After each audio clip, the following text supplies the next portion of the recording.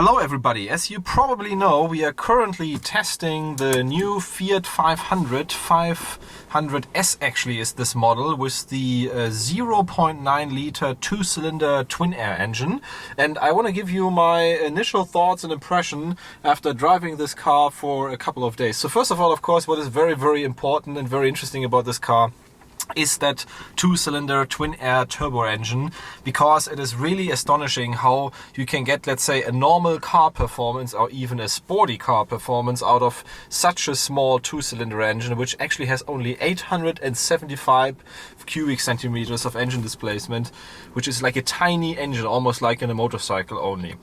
But if you're driving the car, you don't even realize that this engine is so small, because you got turbo pressure, you got power most of the time, and you will also see in the drive and sound video that you have something around 200 kilometers of top speed that you can actually reach with the car, and even below 10 seconds to 100 kilometers per hour in acceleration. So overall it's pretty good. It has a 6-speed manual transmission, which also fits if you want to drive Autobahn for a little bit longer. And I even drove with this car my usual cross-Germany trip, and I was really astonished that you could live with this car even on the Autobahn.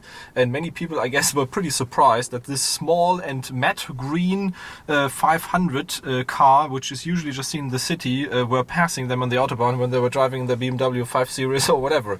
So I think it is a worthwhile option to check out if you're currently in the area of, let's say, looking at a Mini, or even if something like a Opel Adam or of a VW Polo or Opel Corsa, for example. I think if you're in that area, you should definitely check out the 500, because it adds a lot more, let's say, luxury stuff, technology, and also a very nice finish and quality and emotional interior to it. Not only the exterior, but specifically the interior. And I think this is the place where you sit in all the time. So what you see up here is the infotainment system that Fiat has recently put into the 500, and I think this is something that really makes this car interesting for many buyers, because it's not only, let's say, the menu and everything from the infotainment system, but it's also the navigation system that is in behind, because you have the possibility to use the TomTom technology and everything like pinch to zoom, calculating around, the voice control and so on is really something that